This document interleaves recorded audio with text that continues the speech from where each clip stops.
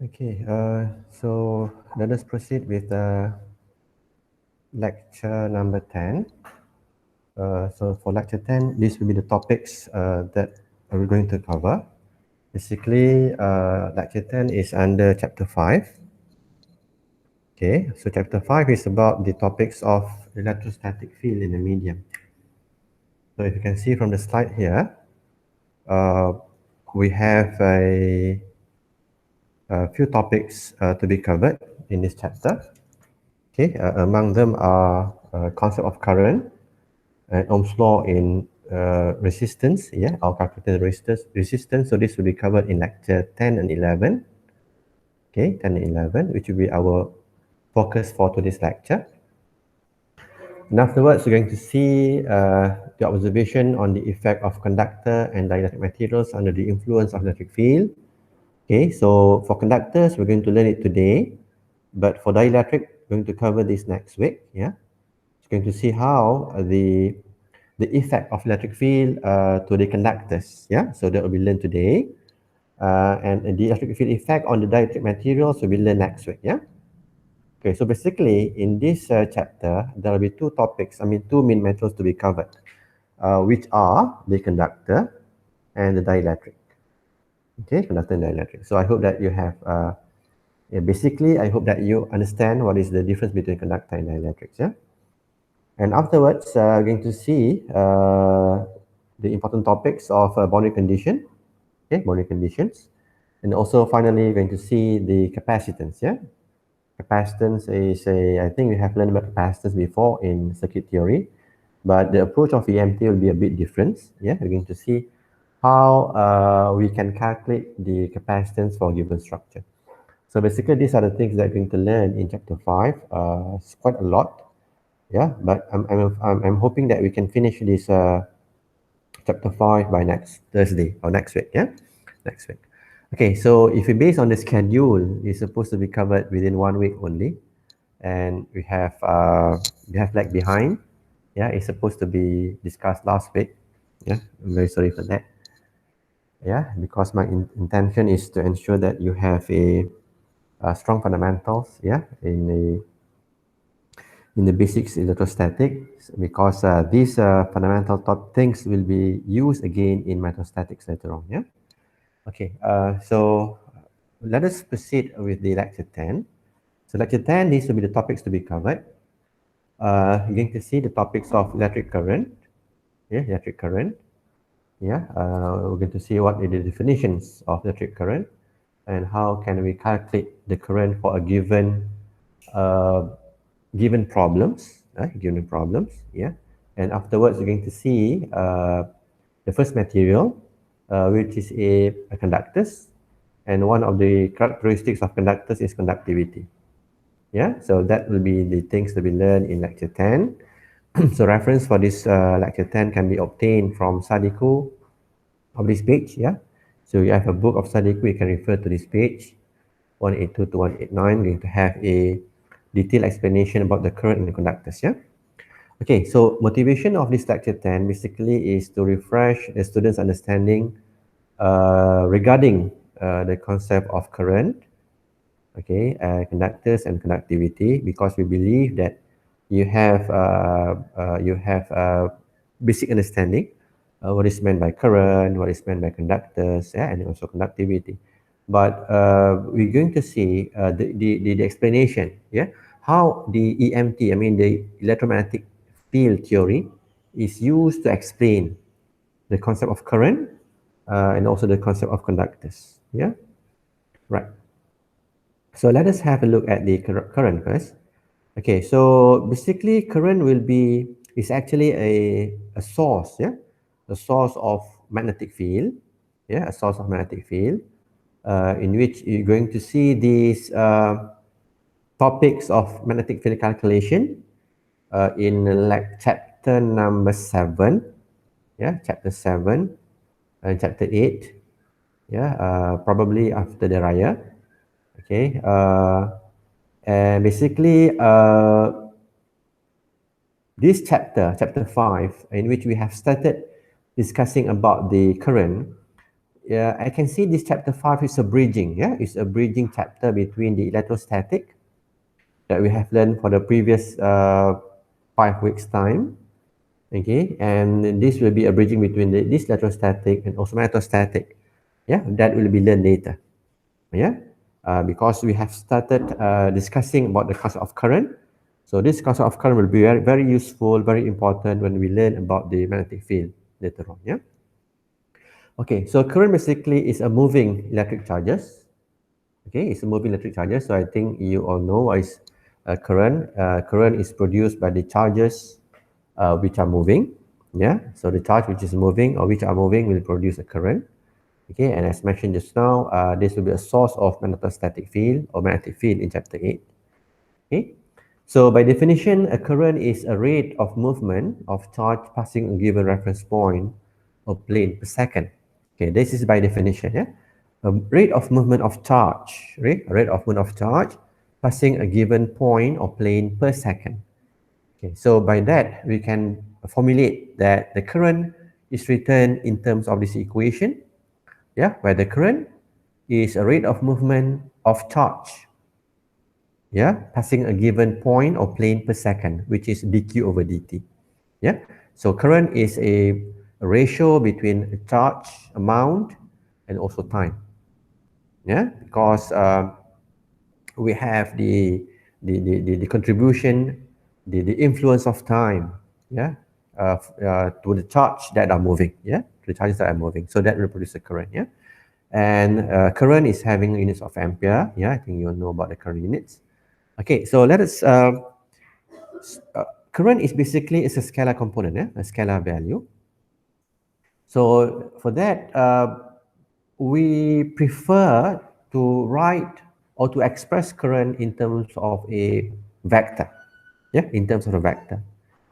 Likewise, this discussion is similar to what we have learned before. If we can recall back that in chapter 3, we have discussed about the flux, electric flux, yeah, electric flux, which is in Coulomb unit. So flux is a scalar component or scalar value. So instead of using flux, we explain or we introduce another parameters which is called as flux density, the vector of D. Yeah, vector of D, which is the units of Coulomb per meter squared. Okay, so the same concept has been applied here. Okay, so instead of using a current as a scalar, which is a scalar component, we prefer to use a vector component, and that is why we introduce a new parameters which is called as a current density. Yeah, current density.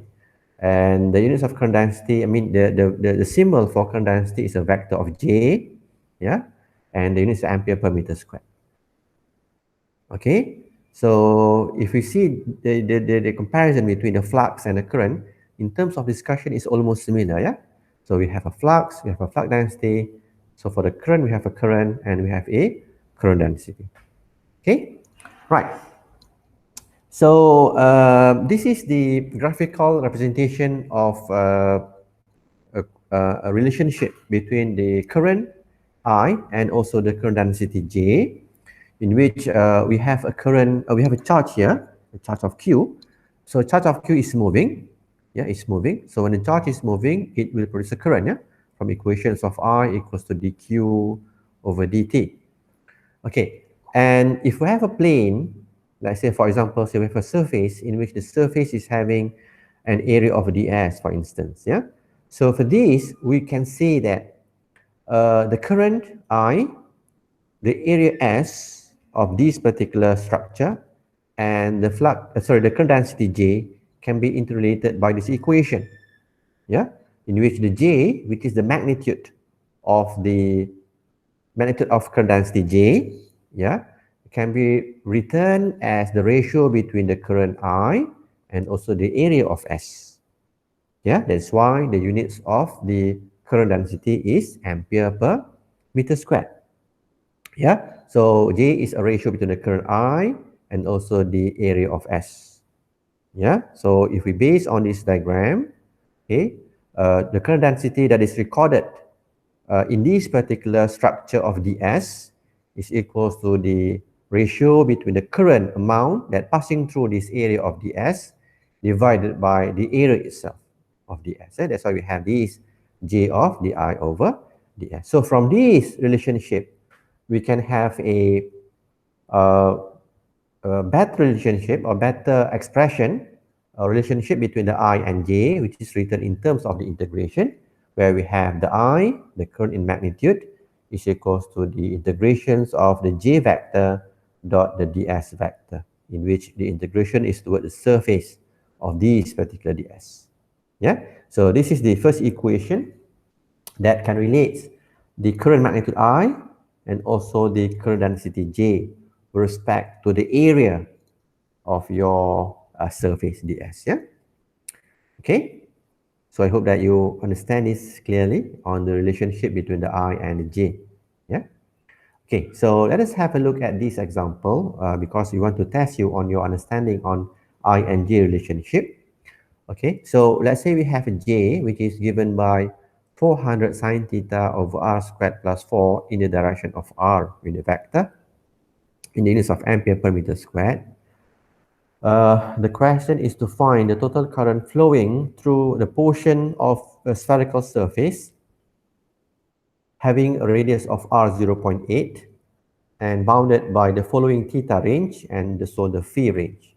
So if you base on this, we are dealing with a spherical coordinate systems, here, r, theta, and phi. So we need to obtain what is the average value of J over the defined area. Okay, so for this particular case, we need to find a current first. Yeah, we need to find a current first.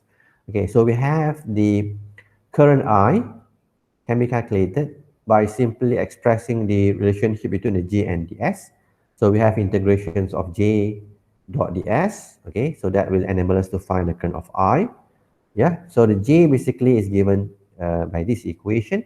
So we have 400 sine theta of r in the vector divided by r squared plus 4, direction of r, yeah? Okay, so that should be our ds, so our J. So the ds basically need to have a similar unit vector with the J, yeah, because it's a dot product, yeah? So for I exists, J and ds must be having same unit vector. So if you base on this box that we have learned previously in lecture number 2, okay, so we have surface A, we have surface B, we have surface C. So the ds is appropriately defined by surface C, yeah, because for surface C, the vector for this will be in the vector of R. So for surface C, your ds should be given by R d phi, R d phi dz in direction of R, yeah. So that should be our ds. This particular, so sorry, I apologize. This is not the this is not a cylindrical system, this is a spherical system. Yeah, so it's my mistake. Supposedly your ds supposedly is r squared sine theta d theta d phi. Okay, so that should be the appropriate ds to be used in this particular case, direction of r. Yeah. Okay, so from this we can further proceed with the integration. Okay, so we're going to have integrations of 400. Okay, we can just take out the integration, or I mean the constant outside. Okay, so we have 400 r squared divided by r squared plus 4 integration of sine theta d theta integrations of the phi. Okay, so from here we are given the value of r, which is equal to 0.8. So we need to substitute r of 0.8. Yeah, and then we have a range of theta is given from 0.1 pi to 0.3 pi, and for the phi range it is from 0 to 2 pi. Okay, yeah. So substitute r equals to 0.4. Sorry, we have a sine squared. Yeah, do we sine squared? Sorry for that. Okay, so if we proceed with the integration,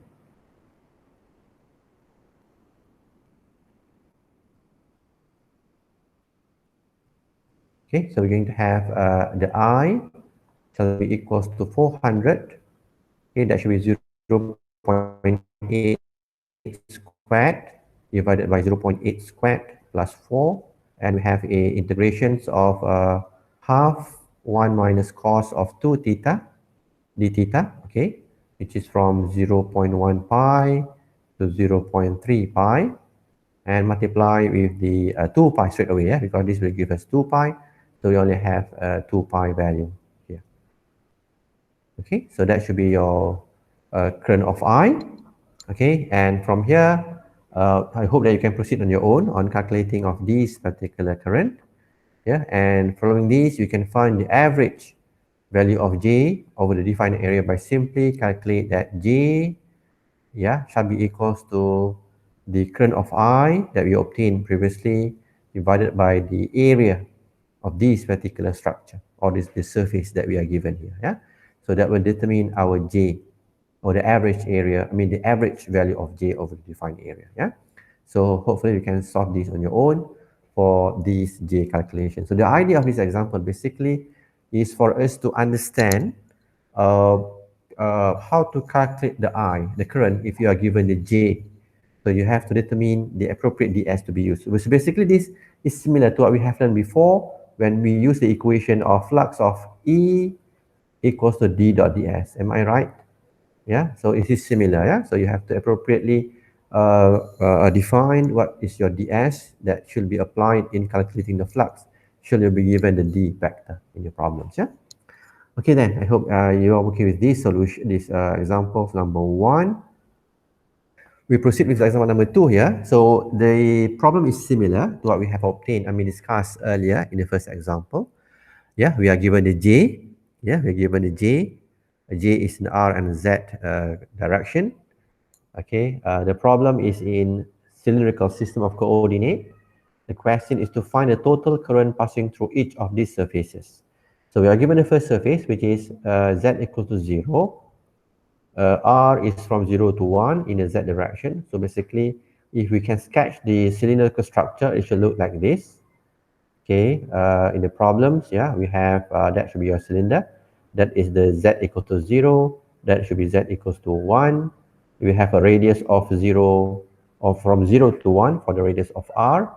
Okay, so based on these questions, basically you need to obtain what should be the current that is passing through the surface of Z equals to 0, radius from 0 to 1 with in the Z direction, which means that your current is flowing in this direction. Okay, so that should be our J. Yeah, that should be our I then, the current. So we can find the current of I by simply integrating the J dot ds. Okay, J is given in these problems, which is of 100 of exponential negative 2 of Z, R direction of R plus direction of Z. So looking at these problems, we know that your ds should be on this particular surface, yeah, and the direction of ds should be pointing upward, because it's given that the current will be flowing in the positive Z direction. So for that, we can say that your ds in this particular case shall be equals to R dr d phi. Yeah, should be R dr d phi, yeah. Okay, and the direction is positive Z, yeah. So we have R dr d phi in a positive Z direction. Okay, and from here, if we do a dot product, the R can be cancelled out. So we just have 100 exponential of negative 2Z is taken out because there is no integrations towards Z in this particular case. Okay, so we have integrations of R dr and integrations of d phi. Okay, so from the problems, we know that Z equals to 0. So simply we substitute in this case that I shall be, this is 1. Yeah, this is 1 because Z equals to 0. So we have 100. And then we have integrations of R dr. R will be from 0 to 1 because your radius is given from 0 to 1. And then your angle phi will be from 0 to 2 pi. Yeah, 0 to 2 pi. This is 0 to 1. So if we proceed with the integration, we're going to have 2 pi over here. So please solve for the integration, and you're going to get that the current I that passing through the surface of Z equal to 0 with the radius of R from 0 to 1 will be this value in the units of ampere. Okay, so that should be our current of I passing through the given surface for part A. Okay, so for part B, it is similar basically. It is similar, but the difference only on the surface of Z. Previously is at Z equal to 0. Now it's at the surface of Z equals to 1, which is at this particular surface. So you want to calculate what is the amount of current that passing through this surface. Yeah, Z equals to 1. Yeah, and also the direction of the current flow is same, which is towards the Z direction. So for that, we're going to have that the same equations can be used, this equation that we have formulated just now. Okay, so that will give us integrations, sorry, okay, that will give us 100, okay, exponential of -2, Z equals to 1, okay, because we have a surface of Z equals to 1, and we have the integrations of R dr, integrations of d phi, yeah, of the phi. This is from 0 to 1, and phi will be 0 to 2 pi. And hopefully from here, you can calculate the amount of current that passing through the surface of Z equals to 1, radius of 0, radius of R from 0 to 1, based on these equations, yeah?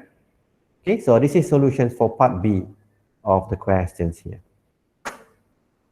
Okay then, so for part C of the questions, we need to obtain what should be the closed cylindrical, what should be the current passing through a closed cylindrical structure, which is defined by the Z, the height of the cylinder, which is from 0 to 1, radius from 0 to 1 in the upward direction. So basically, in this particular case, you need to find out what should be the total current passing through these particular surfaces, yeah, where we have a closed cylindrical structure, yeah, defined by this given range of Z and R. So basically, we are dealing with the same structure of cylinder, but the direction of current now is flowing outward. So you can use the red color. So the new direction will be this direction, yeah, which is flowing outward. Same things applied for the curve surface of your cylinder, which is pointing upward. So for current number 1, if I can label number 1 and number 2, so that should be based on what we have obtained previously, yeah, in which for current number 1, that should be a negative of this, yeah, negative of this, yeah. So negative of this current will give us current number 1, because previously the current is flowing in a positive Z direction, but for this part C, the current is said to be flowing in a negative Z direction. So for current number 1, we just based on this equation, but we have to add negative to that, yeah? So for current number 1, the current will be equals to negative of 200 pi with R squared divided by 2 from 0 to 1. Okay, the same things apply for current number 2, which is the current flowing outward here. So that will be based on this equation straight away. Yeah, straight away. Yeah, because initially the direction for the current in surface number 2 is already in the outward direction. Yeah, so for that, current number 2 will be I of 200 pi exponential of -2 of R squared divided by 2 from 0 to 1. So that should be the current number 2, yeah? I'm just based on this equation here, okay, and got this equation number 2, yeah? And for surface number 3, I mean for the current number 3, if I can label current number 3 over here, okay, which is a curve surface, so that should be based on the equations of I equals to integrations of J dot ds. Okay, so we have the J, which is given by these equations there, which is 100 exponential -2z. Okay, -2z. Okay, and then we have R direction of R plus Z direction, dot product with the ds. Yeah, so because if you base on this particular surface number 3, the ds should be this surface. So ds for this surface should be equals to R d phi dz, direction of R. So simply we just use ds as R d phi dz, direction of R. Yeah, and for this we can ignore the z direction. Yeah, and we're going to have the I shall be equals to 100, yeah, exponential of sorry, 92 that should be remains inside the integration. Okay, so you guys are going to have a okay, so r squared is taken out. Yeah, r squared is taken out. So we have integrations of exponential negative 2z dz, integrations of dv. Yeah, in which in this particular case, your z will be having a range from 0 to 1 as stated in the questions. The phi will be having a range from 0 to 2 pi, and the range of the value of r will be substituted as 1 straight away, yeah, because when dealing with the surface of the cylinder, we only have r equals to 1. So just substitute r equals to 1 in this equation, solve this equation of I, so you're going to have the current number 3. Okay, so that will be your current in the ampere unit. So the total current flowing outwardly from the cylindrical structure will be current number 1 plus current number 2 plus current number 3. So I can write this as I total will be I surface number 1 plus I surface number 2 plus I surface number 3. Okay? Right, so I hope that you understand this clearly on this. Doctor, may I know Yes. how to determine the current direction? The current direction is stated here. Let's say, for example, A, the current is flowing in the Z direction, which means in the positive Z direction. Okay, Okay. then also for this particular case C, outward direction.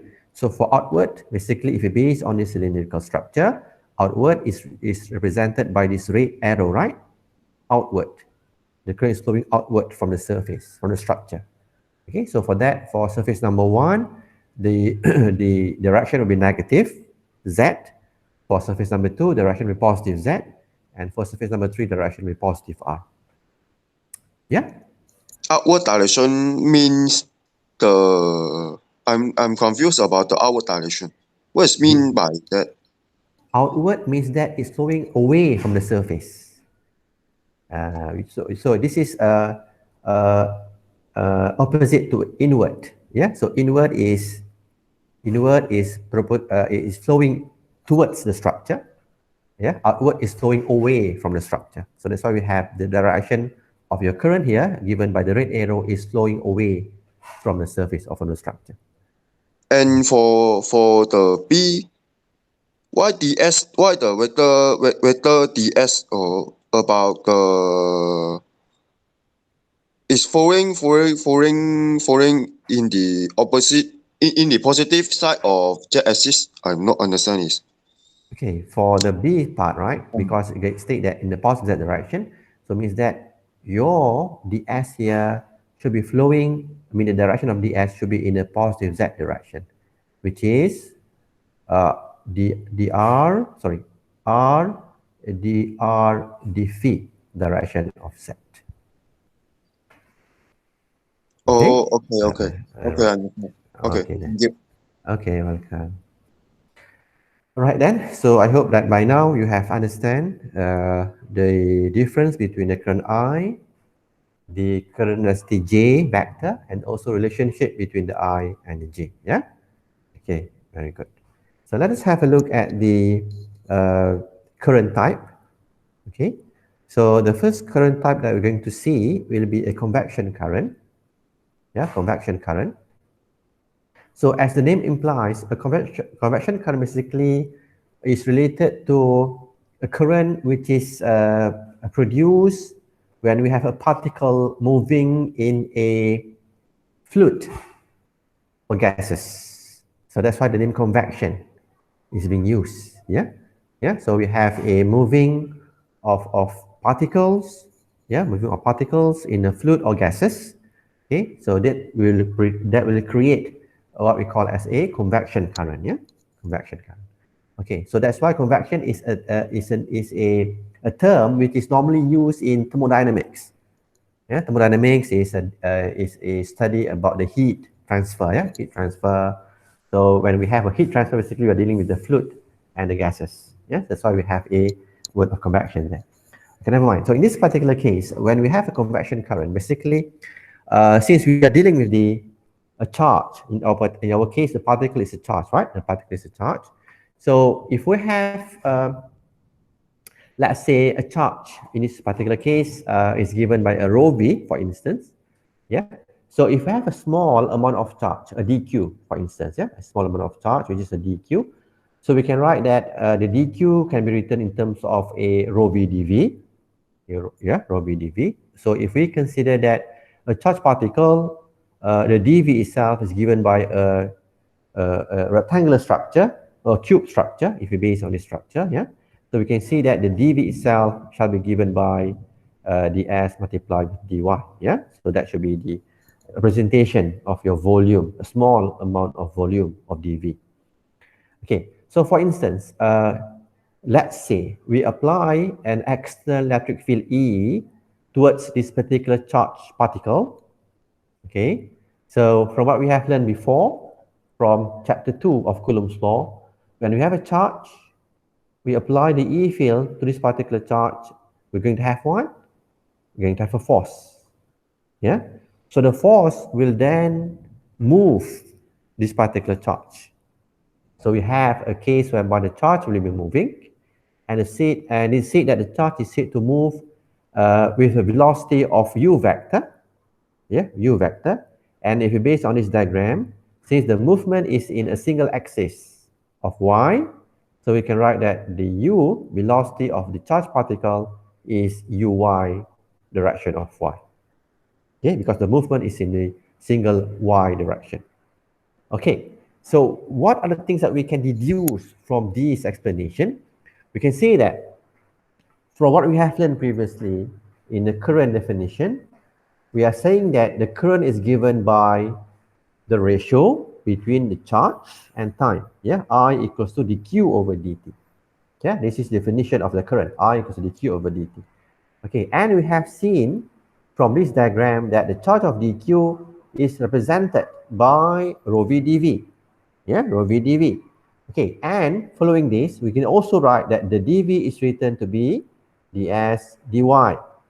So from here, we can write that the current of I is written to be rho s, yeah, rho v, a volume charge density, rho v multiplied with ds multiplied with dy divided by dt. Yeah, remember, yeah, ds is what? ds is a cross section of your particle, dy is the length of your particle. Yeah, if we assume that the particle is in a rectangular form. So basically, this is just for a formulation purpose. Yeah, that's why we do a lot of assumption in this particular case. Okay, so what we are doing now is that we are having these particular equations that relates the current and the volume charge together with the time, yeah, time dt, and also the volume of your particle. Okay, so we can see that this is the dy over dt. Yeah, if we look this carefully, dy over dt basically is your velocity. Yeah, it's your velocity. Yeah, because that we know that dy over dt is can be also be written as velocity in the direction of y. Yeah, velocity in the direction of y. Yeah. Okay, so we can have that from this equation. Yeah, we can have that dy over dt, which is a uy, yeah. So we can we can write that the equations here, which is, we can have that di can be written as a rho v of uy, and then we have a ds then. Right. So from our previous definition of a relationship between the I and the j, so j magnitude equals to di divided by ds, right? So we can say that when we have di over ds, this is also noted to be a vector j, a magnitude of j, which is the current density, and we can have this as equals to rho v of uy. Okay, from this equation, yeah, we can see that the current density j is basically a charge density of rho v, which is moving with a velocity of u in this particular case. Yeah, that's what meant by this equation, right? The current J, it can be obtained or can be created. Yeah, can be created if we have a charge of rho v, which is moving with a velocity of u in this particular case. Okay, so we can write this equation of J equals to rho v of uy in terms of the vector form, in which we're going to have that the J can be written as a J vector equals to rho v of u in terms of ampere per meter squared unit. So J equals to rho v of u states that the charge of rho v, which is moving, will then produce a current. So that's what we call as a convection current that state that the charge which is moving, rho v, which is moving with velocity of u, will then create a current of J. So this is the equation that explains the concept of convection current that states that any particle that is moving will definitely produce a current. Okay, so that's what we call as convection current equation. Yeah. Okay, so next concept will be the concept of continuity of current. Okay, the concept of continuity of current. So basically, this is a concept, a concept that will be very important for us to understand. Okay, the concept of continuity of current. Okay, so consider where we have a charge rho v, a charge rho v, this particular case, a charge rho v, and the charge rho v is said to be bounded by a closed surface in this particular case. Right. So we can see that the amount of charge, the total charge in this particular closed surface shall be given by this equation. The enclosed charge will be equals to integrations of rho v dv. Okay, so I think that you have understood this clearly from what we have discussed previously in chapter 2 and chapter 3 and also chapter 4. Okay, so imagine that now there are few charges, few point charges which are said to move out from this particular closed surface. Yeah, so we have number of point charges which are said to flowing out from these particular point charges, volume charges. Yeah, so we can see that this current which is flowing as a result of charge movement can be written as a rate of reduction of the existing charge. Yeah, rate of reduction of existing charge. So initially, we have a charge of this amount of Q enclosed. So if we consider that small amount of charges, small amount of point charges are said to flowing out from this rho v, so we can see that when the charge is moving, the current will be produced. Yeah, when the charge is moving, the current will be produced. So the charge which is moving, in this particular case, we define it to be I, can be written to be the rate of reduction of the initial charge in this rho v. Yeah, the rate of reduction of the initial charge in this rho v, which is given by the negative of a dq over dt. Yeah, so that is the current magnitude, or given by this particular charge which is flowing out from the structure. Okay, so as mentioned just now, rate of charge flowing outward from the closed surface is your current in this particular case. And we know that since this particular structure or the closed surface is a closed surface, so we can see that the current, the current that is flowing out from this particular structure can also be written as I, as integrations of J dot ds. So we put the closed surface integrations of J dot ds. Okay, so this is definition. This is by definition that we have learned previously, that if we have a charge of rho v, the charge is moving outward. The charge is moving outward. We can see that the current which is produced as a result of the charge moving can be written as the integrations of J dot ds. This is by definition. Integration of J dot ds. In which, since we are having a closed surface, so your integration must be related to the closed surface integration.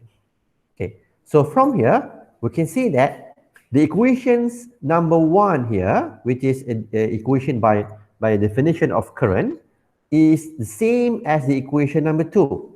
which is the equation that is observed based on the given problems. Yeah, so we can see that equation number 1 and equation number 2 are the same equation. Okay, so from here, we can have this relationship, yeah, in which we have the J dot ds equals to negative dq enclosed over dt. So this is from our previous observations, yeah, where we have equation number 1 is equals to equation number 2. And the q enclosed basically is your rho v dv charge. So we have this equation of integrations of rho v dv, which is obtained from the previous relationship. Yeah, we have this q enclosed is integration of rho v dv. So we have this relationship, and following this, we can just have for the right hand side simply as negative d rho v over dt of dv. Okay, so if we base on this integration from the first terms up to the final term, we can see that for the first term, it is a surface integration. But for the final term, it is a volume integration.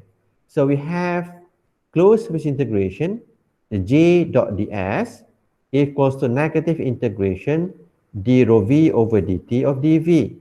So we have left hand side is a surface integration, right hand side is a volume integration. So what we're going to do now is that we're going to make the left hand side to be a similar integrand, meaning that we have to have dv integration for left hand side. So what we're going to do now is that we're going to use a divergence theorem.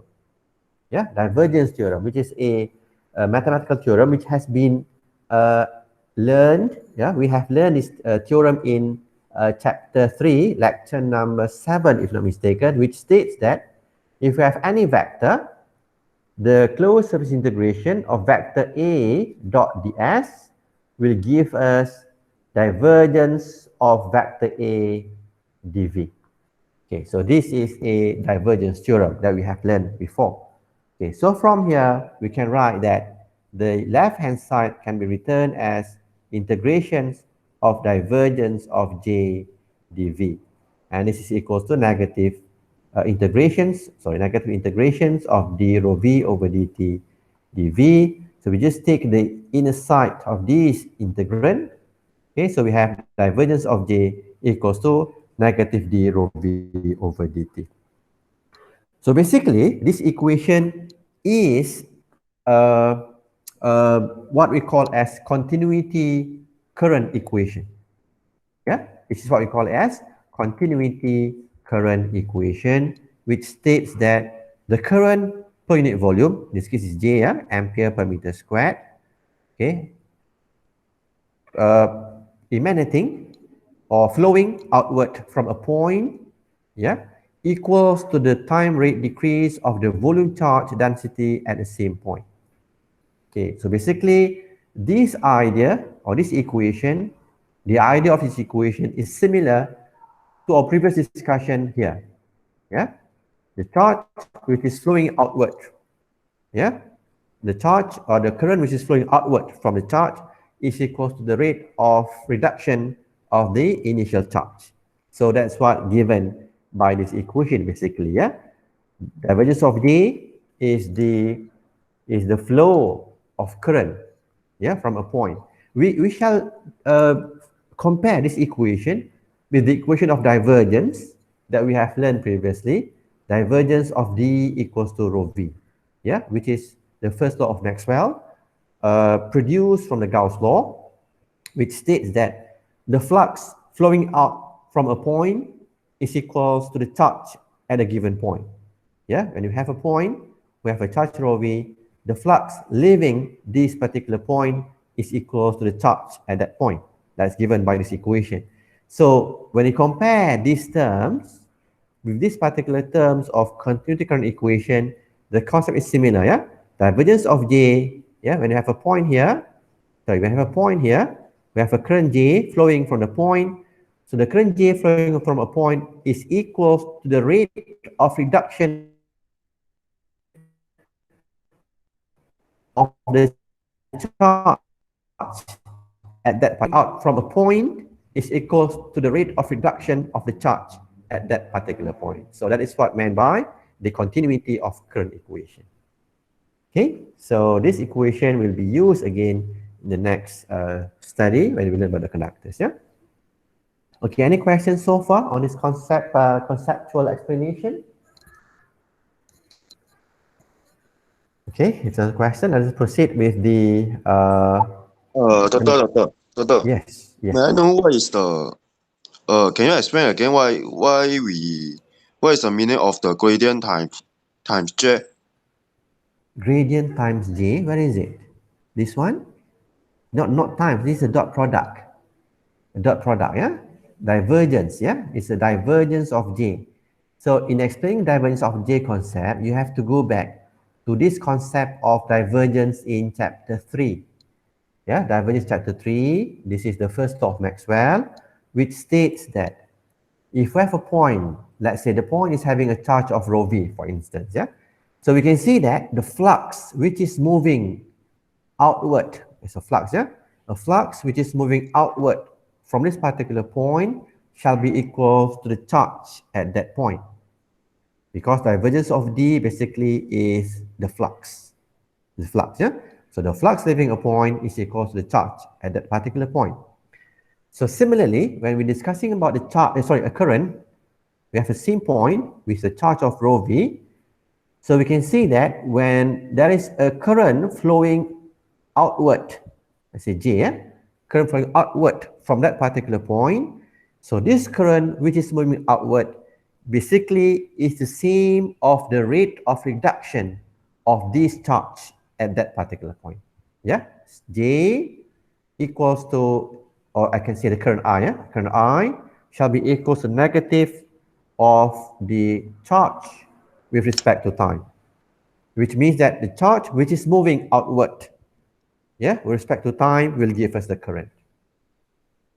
So that's what meant by this continuity current equation, yeah? Okay, thank you. Okay, welcome. Doc, Right, so, yeah. I have another Okay, then.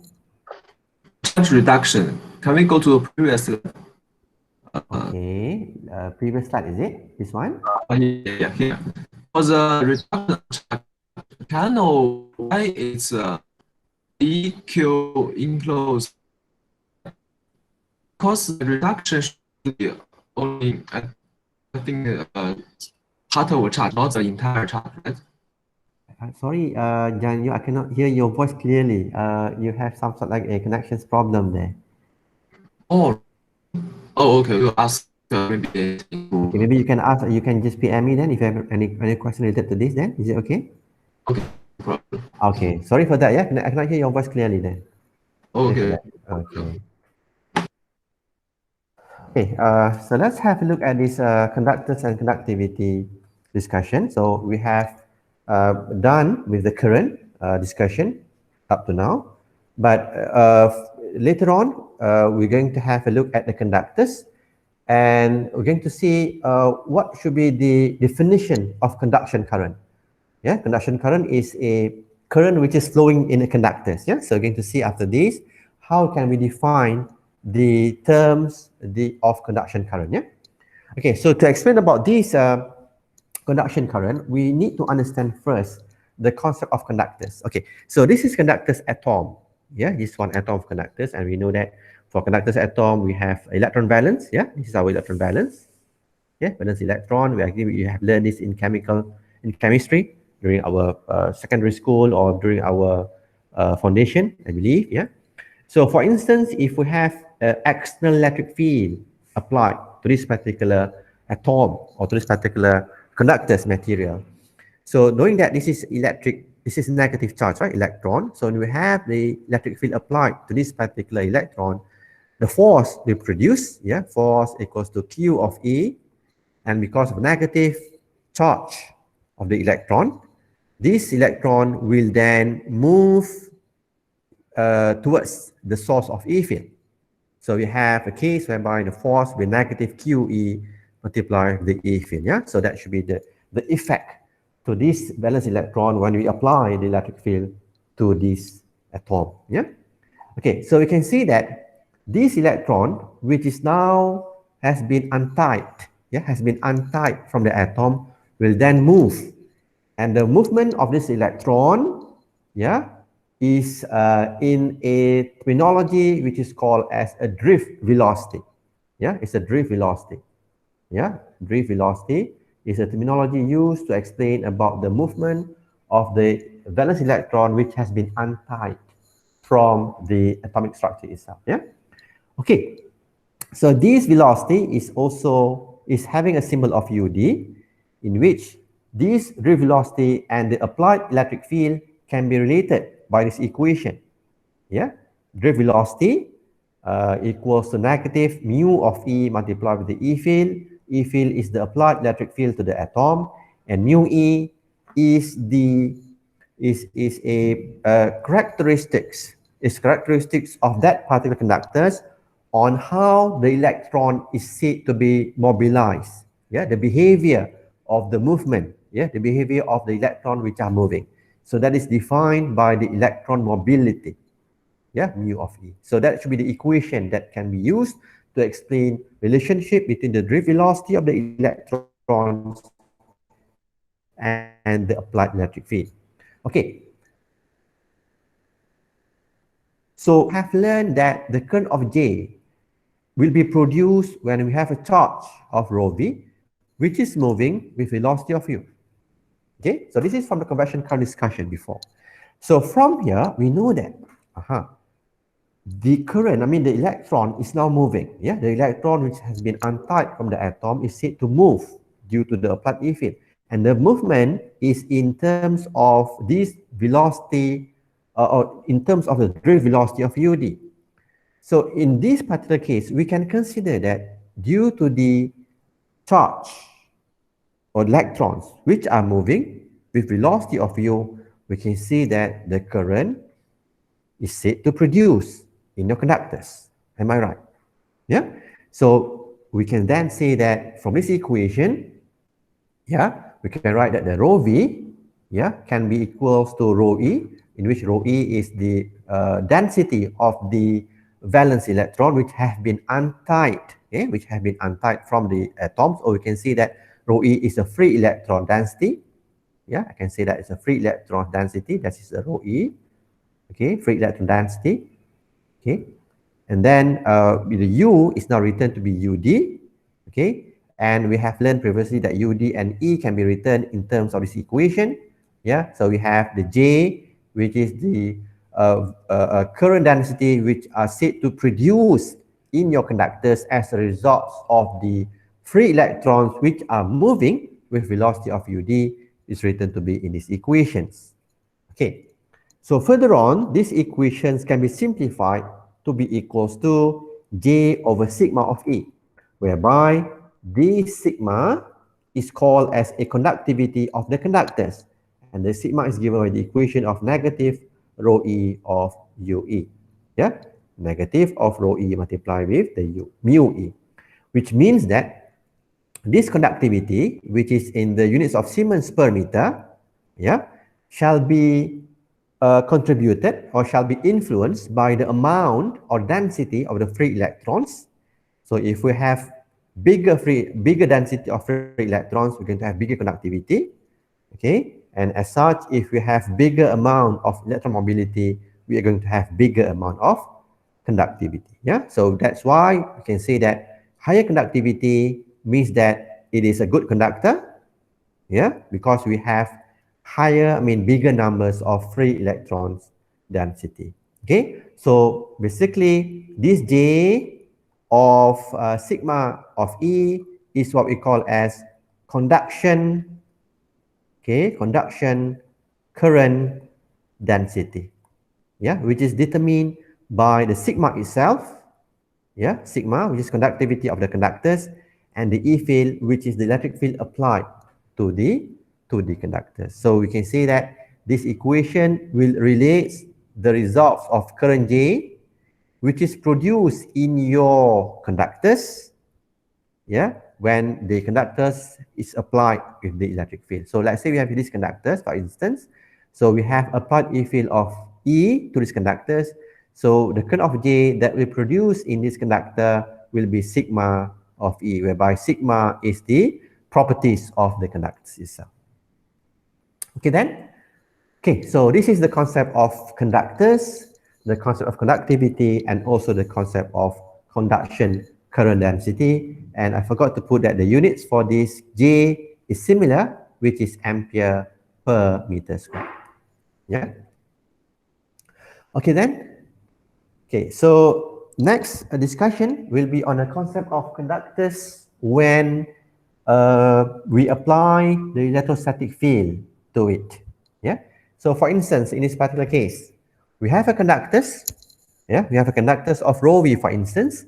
We're going to see what should be the effect of this charge rho v inside the conductors when we apply the E field through it. Yeah, when you apply the E field to it. So that is what we're going to see now. Yeah, what should be the effect on this charge of rho v inside the conductors when the E field is said to be applied. Sorry, said to be applied. Yeah. Okay. So in order to explain about this, because we are dealing with the charge, yeah, and we know that from the previous explanation and previous discussion that when we have the E field, yeah, when we have the E field to a charge structure, let's say rho v, the charge will move, right? The charge will move. So when we are dealing with a charge which is moving, we have to use the equations of continuity current equation, because this equation states that the current will be produced when the charge is said to move. Yeah.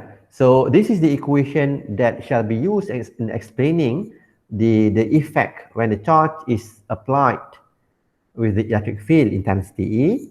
So from here, we can see that from our previous discussion, J is written to be sigma of E. Okay, so that should be our equations. Yeah, and from here, we can write that the divergence of sigma of E, left-hand side, shall be equals to negative d rho v over dt. Okay, and from here, we can say that if we assume that this material is having uniform conductivity, yeah, uniform conductivity, which means that any point here on these particular conductors will be having similar value of conductivity. So from this observation or from this assumption, we can say that for the left-hand side, we are going to have sigma, which can be taken out of divergence of E field. Yeah, divergence of the E field. And from our previous discussion, from the first law of Maxwell, that divergence of D shall be equals to rho v, and this can be written as divergence of epsilon naught of E field shall be equals to rho v, in which we're going to have divergence of E field shall be equals to rho v over epsilon naught. So this equation shall be then substituted to these terms, and we're going to have sigma conductivity divided by epsilon naught multiplied with rho v. So that should be the substitution for left-hand side term. So as a result, we're going to have for this equation, it will be conductivity over permittivity epsilon naught multiplied with rho v plus d rho v over dt equals to 0. So this is the equation that has been formulated from our discussion before. Okay. So from here, okay, this is the one that I mentioned just now. Okay, this is the one I mentioned just now. So we're going to use this equation. So this equation is also known to be a partial differential equation. Okay, so in order to solve for this, I believe that you can solve this on your own. So the solution for this equation basically will be in this particular form. Yeah, rho v of rho v naught exponential of negative conductivity sigma over epsilon naught multiplied with t, in which rho v naught here is a case whereby rho v naught is a density of a charge at time t equals to 0, which means that if we consider the same structure as before, yeah, we have, this is your rho v charge, yeah, so rho v will be equals to rho v naught when t equals to 0, which means that this is a initial charge density when there is no applied electric field. E field equals to 0. Yeah, E field equals to 0. Yeah. So what we have discussing here, what we have obtained here basically is the charge. Yeah, it's a charge. Rho v t basically is a charge. I can say changes on the charge density rho v in terms of time when the applied electric field, when the E field is said to be applied to your conductor, yeah, so that should be the E field. So when the E field equal to 0, which means there is no applied electric field, then at time t equal to 0, based on this equation, at time t equal to 0, then your rho v 0 will be equals to rho v naught. Yeah, will be rho v naught, yeah, which means that there is no effect of electric field to your charge rho v. But when we have t bigger than 0, so your rho vt, which is a charge density in this particular conductor, will then change according to the equation of rho v naught exponential negative sigma over epsilon naught multiplied with t, which means that the charge density will be reduced. Yeah, the charge density of rho v here will be reduced exponentially with regard to time. Yeah, with regard to time, because we have exponential, we have negative sign, which means that the rho v charge will be reduced exponentially from initial value of rho v naught. Okay. Okay, so one characteristic that will be very important to be noted here is that from the equations of rho v equals to rho v naught exponential negative sigma of epsilon naught times t. So this equation can also be written to be exponential negative t divided by tr, in which tr is known to be relaxation time constant. Yeah, tr is relaxation time constant and is given by a ratio between free space permittivity epsilon naught divided by sigma. Yeah, tr is given by epsilon naught divided by sigma. So this is what we call as relaxation time constant. Okay. Okay, so from the equation that we obtained previously, if you can write again, rho vt equals to rho v naught exponential negative t or negative epsilon sigma over epsilon naught of t. Or we can just write this as rho v exponential negative t divided by tr straight away. We can say that from this relationship, yeah, knowing that tr is equals to epsilon naught divided by sigma, yeah.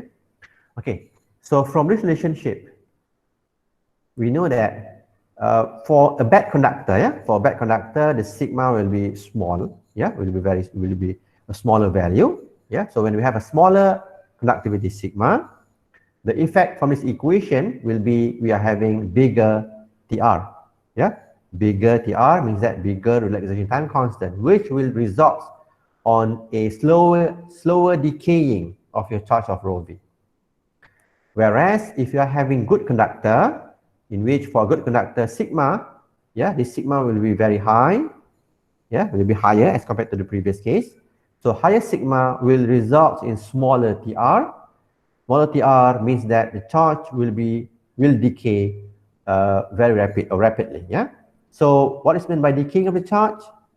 This is what meant by the decaying of the charge. Yeah? Remember just now that when we have a conductor, we have a charge of rho v here. When we apply the E field to this particular conductor, this particular charge rho v will then change according to this equation, yeah? According to this equation of rho vt, yeah, rho v naught exponential negative sigma over epsilon naught of t, which means that the charge of, the rho vt, the charge itself will reduce exponentially. Yeah, reduce exponentially. So this rate of reduction will be depending on your TR. If we have higher TR, that should be the case. Yeah, higher TR means that the charge will decay slowly. So this is the case for sigma 2, the TR is bigger. Let's say TR1 is bigger than TR2, in which TR2 is for this particular case. So TR2 is here, TR2 is here, and TR1. So TR1 is for the sigma 1, that should be the TR1. Yeah. So TR2 means that the time needed for the rho v naught to decay will be a bit slower as compared to a sigma 1, which is higher as compared to sigma 2. The time for the rho v charge or rho v naught to decay to 0 will be very fast because as a result of smaller relaxation time constant. Which means that from this graph and from this equation, the charge density in the conductor will then decay, when we apply the external electric field to it. Yeah, so the charge in your conductor will decay, yeah, and the charge which is said to decay will then move somewhere else. Yeah, the charge will move somewhere else, in which the charge is said to be moved to the surface of the conductor. So that is why when we discussed in chapter 3 and chapter 4 previously, remember, we did mention on the conductor that for the conductor, the charge will only exist on the surface of the conductor due to this argument. Yeah, because when the conductor is said to apply with the electric field, there is no charge, there is no volume charge. The charge will only exist in the form of surface charge density only. Yeah, so due to the fact that the charge rho v will decay according to the equations of exponential T over Tr, a negative exponential, and this is the graph of the decaying of the charge of rho v will then move to the surface of your conductor. So for that, we're going to have two different charge polarity depending on the electric field direction, whereby the negative charge will be attracted. Yeah, negative charge will be attracted to the E field, whereas positive charge will be away from the E field. That is why we have a negative surface charge or negative rho s and positive rho s on this side of your conductors. Yeah, so that should be the case when we apply the electric field, external electric field to your conductors.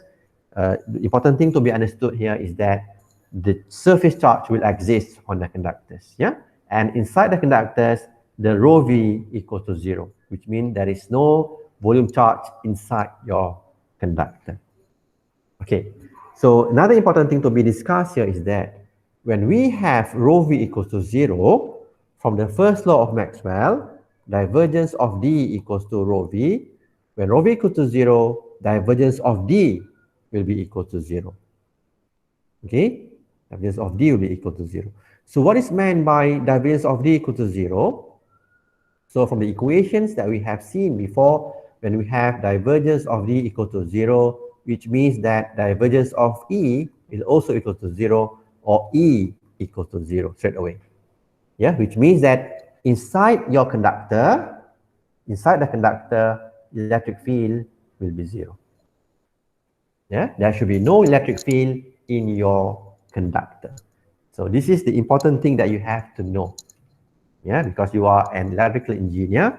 Yeah, so basically from this discussion up to now, we have agreed, and this is explained in the equation here, that in the conductors, there should be no electric field exists due to the fact that there is no charge inside the conductors.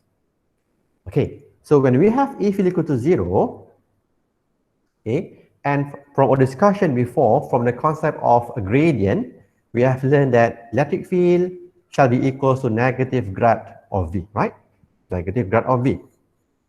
So the E field will be 0, which means that the potential V will be a constant value. Yeah, only when we have a V of constant value, yeah, constant potential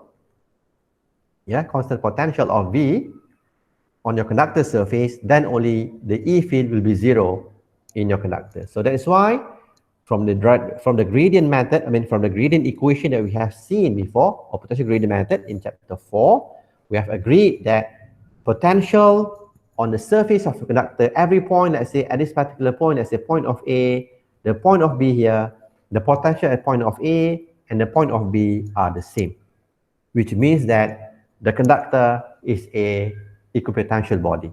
Yeah, any point on the conductor will be having same potential value. Okay, so these are the important concepts that need to be understood from this discussion for this slide. Doctor, Okay. may I know how to differentiate the positive and negative surface charge? Differentiate? The positive and negative surface charge in the conductor. What do you mean by differentiate the negative and positive surface charge then? It means the positive surface charge must Oh, uh okay. Okay, I know. I understand what you mean by that. Okay. You have learned before, right? If we have a charge, right? A Q charge. Let's say the charge is, we have a positive charge, both are positive, Q1 and Q2. Okay. If we have a positive charge, both of them positive, let's say this will be the electric field produced. So the charge of Q2, the charge Q2 will be moving away from Q1, right? Am I yes. right? So when the charge Q2 is negative, what will happen then behind? The charge Q2, negative Q2, is it moving away from Q1 or attracted to Q1? Attracted. Good, attracted. The same things happen here. Yeah, when we have the E field is in this direction, negative charge will be attracted to the E field, right? So that's why we have a negative surface charge here, accumulated on the surface here. Okay. Am I answering your question then?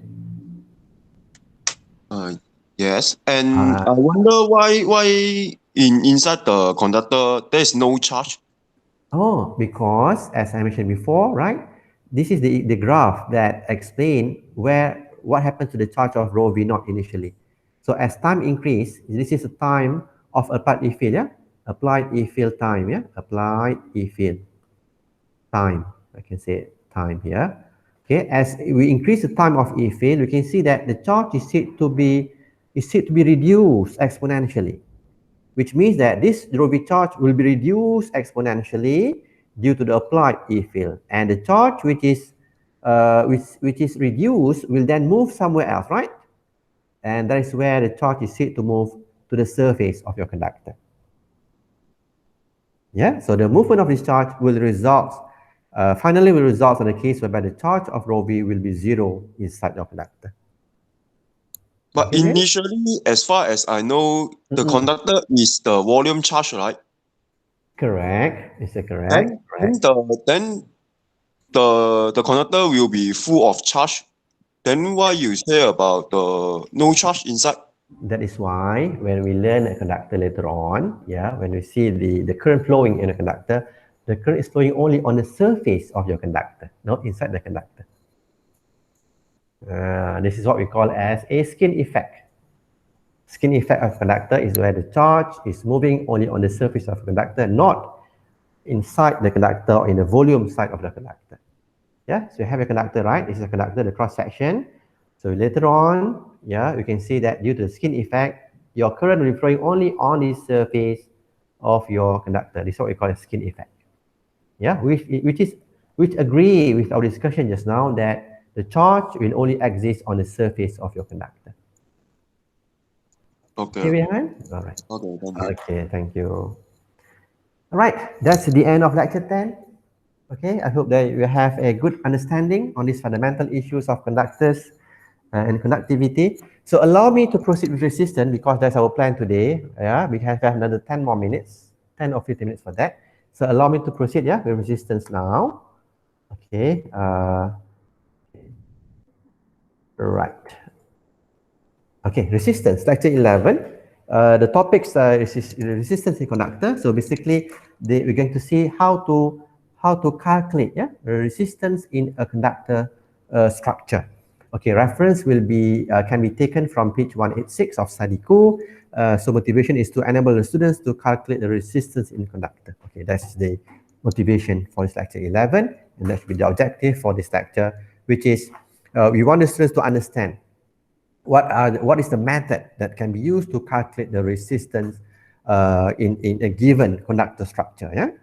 Okay, so let us proceed with these understandings on the resistance conductor. And I believe that from what we have learned in circuit theory last time, circuit theory, yeah, that Ohm's law can be used to calculate the resistance, yeah, from V equals to IR. So we know that the R equals to V over I, yeah. And from definition of this Ohm's law, and we base on the structure, we know that the R which is measured, yeah, R which is measured across this surface, I mean these two surfaces, surface of A and the surface of B, the resistance between these two surfaces A and B is R, where R is given by the potential difference between the two surfaces, or just write here as VAB, divided by the current of I, which is the current flowing in your conductor, yeah, from point A to point B. Yeah, this is a potential difference. I can write here, potential difference between A and B surfaces, yeah, A and B surfaces, and I is a current flowing from A and B. Okay, so that is the definition of resistance that we have learned previously in Ohm's law. Yeah. Okay, so now we're going to explain these issues in terms of a electromagnetic field approach. Okay, so if we base on the equations here, yeah, R or VAB over I. So VAB basically is a potential difference between 2 points A and B in this particular case. And if we base on this diagram, let's say we are applying a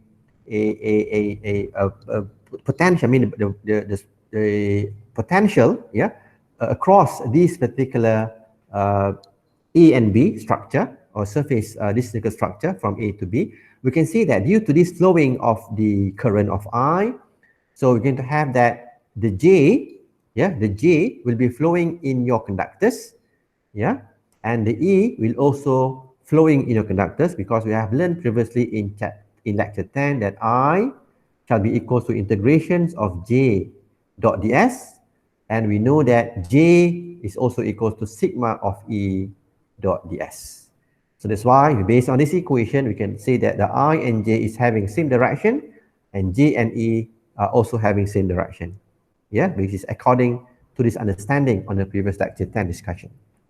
Okay, so from here, we can write that the resistance of R, yeah, VAB is a potential difference between A and B. Going to have negative integrations of E dot dl.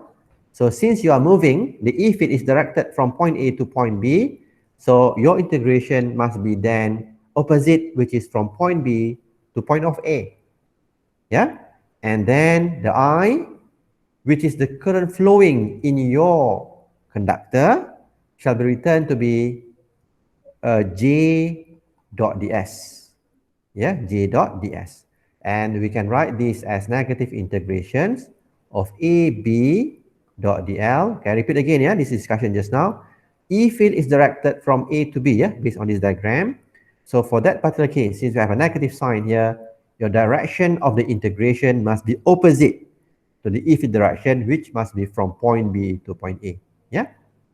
And for this J dot ds, you have sigma of E dot ds. Yeah, remember J dot ds, if you base on the previous discussion in lecture 10, J and ds, the ds basically must be having, is perpendicular to the J, yeah? ds must be perpendicular to the J. So in this particular case, your ds should be given by this particular surface, yeah? So that should be our ds, yeah? That should be our ds. Yeah, J and ds. The ds itself must be perpendicular to the J direction. Yeah, that's why we're going to have the ds and J should be having same unit vector direction. Yeah. Right. So based on that, we can straight away proceed with this integration.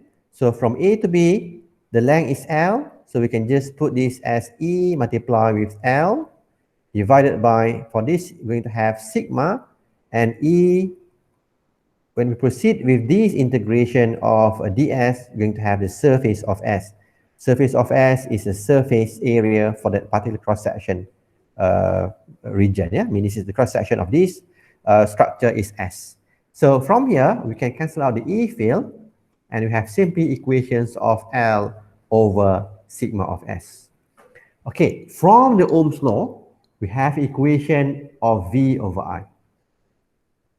In the field theory, we have R is L over sigma of S, in which from here, if you are given a structure of a conductor in which the conductor is having uniform cross-section, yeah, uniform cross-section, yeah, and uniform length, then you can use this equation where R equals to L over sigma S, yeah. So I put it here that this equation is only valid if you have uniform cross-section of conductor and uniform, I can say, I put here, uniform length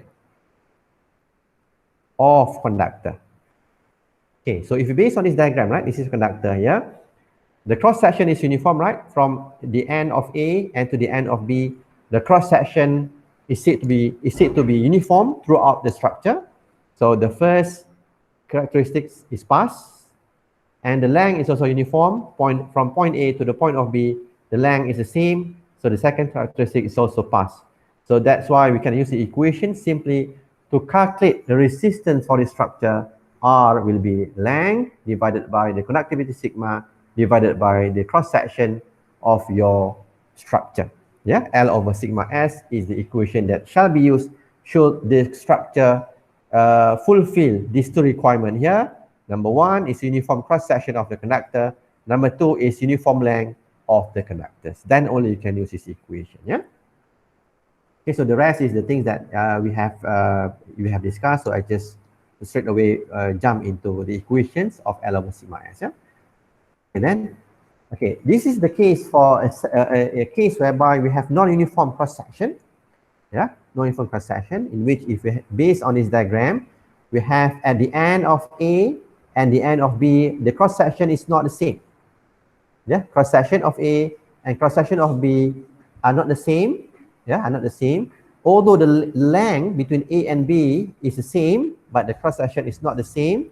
So we cannot use the equation of L over sigma S.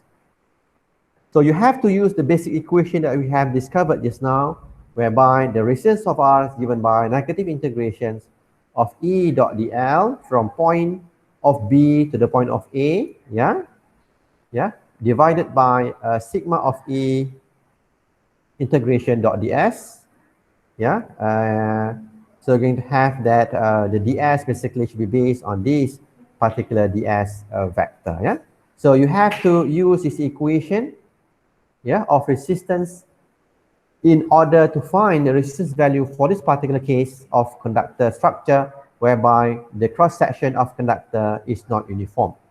So either you have non-uniform cross section, non-uniform cross section. That's the first characteristics. Or number two, you have non-uniform length of conductor. So if you have this either one of these characteristics, so you have to use this equation to calculate the resistance. Yeah. Okay, is that clear on this explanation of resistance so far? So you have two conditions of you have two formulations to be used to calculate resistance of conductor. The first one is L over sigma S based on this discussion, and secondly, which is based on this basic equation of E dot dl over sigma E dot ds. Okay, any question related to this discussion of resistance so far? No, yeah? There's no questions. I think we can have this example before we end the class today. Okay, find the resistance between the surface of phi equals to 0 and phi equals to pi over 2 surfaces of the truncated wedge section shown below. Okay, so where is the surface of phi equals to 0 and where is the surface of phi equals to pi over 2? So this is based on the cylindrical system of coordinate, cylindrical system. So that should be the surface of phi equals to 0, and that side should be the surface of phi equals to pi over 2, So that should be that particular surface of pi over 2, and this is surface of phi equals to 0, So for that particular case, if we can put a probe, a probe to calculate the resistance, by right, your probe can be measured between these two surfaces. Okay, that should be your probe location, between the end of the surface and the end of the surface, So that should be the probe that should be located in order for us to find the resistance. So that should be the resistance position, that need to be calculated in this particular case. Okay, so now we have understood where is the resistance to be measured or to be calculated. So in this particular case, what should be the equation of resistance to be used? Is it using L over sigma S, or is it using the basic equation of negative E dot dl divided by sigma E dot ds? Which equation shall be used then? Is it number 1 or number 2? Okay, looking at this, we know that the cross section is uniform, yeah? For this particular surface of phi equals to 0 and the surface of phi equals to pi over 2, the cross section is uniform or are uniform. But looking at the length of the structure, the length of the structures are not the same from this end to this end, right? Which means that at the radius of 0.1, the length of the curve is not the same as compared to the length of the curve when r equals to 1 meter. Yeah, this is 1 meter, right? So because of the length between the inner curve and outer curve are not the same, so we cannot use equation number 1, although the cross sections are uniform. So we have to use equation number 2 to calculate the resistance. Yeah. Okay, so for this, we shall use the equation number 2 to calculate the resistance. Yeah, R should be based on the equations of negative integrations, the E field dot dl divided by integrations of sigma E dot ds. So we are given that the conductivity of the conductors is 4 times 10 power negative 7 Siemens per meter, whereby the E field given is 1 over R direction of negative phi. So where is the direction of your E field in this case? So evidently it shows that your E field is directed in this direction. Okay, so that is the direction of the E field, yeah? E field is 1 over R direction of negative phi, which is in the negative phi direction, yeah? If I can, okay, this is the direction of the E field, yeah? Okay then. So for this, we can say that this equation shall be written as negative integration. The E field will be 1 over R, direction of negative phi. Okay. So the DL, yeah. So sorry, this should be the direction of negative phi. Sorry for that. The DL must be having same direction of the E field, yeah. Yeah, same direction of the E field. So which means that in this particular case, your DL should be, yeah, your DL should be equals to what then? It should be R d phi direction of negative phi. Yeah, because you are dealing with the curve, right?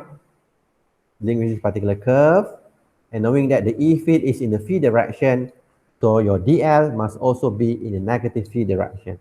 So if based on this box of cylindrical structure, yeah, if you can recall back, okay, this is a dr, this is r d phi, and this is dz.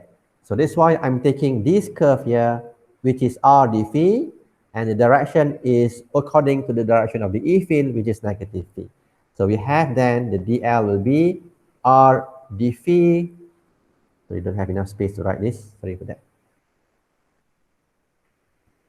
Okay, so we are supposed to get negative 1 over r, direction of negative phi. Then we have r d phi, direction of negative phi also, yeah?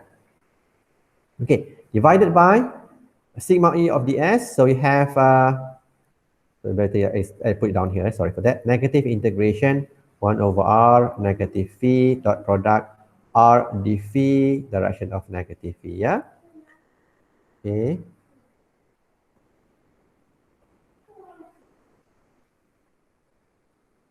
R d phi, yeah? Negative phi. Divided by integration of sigma, yeah, sigma is given, we just put sigma here. E field is 1 over r, direction of negative phi. Okay, what should be your ds then? So as mentioned before, this is on calculation of current, right? Your ds must be perpendicular to your E field.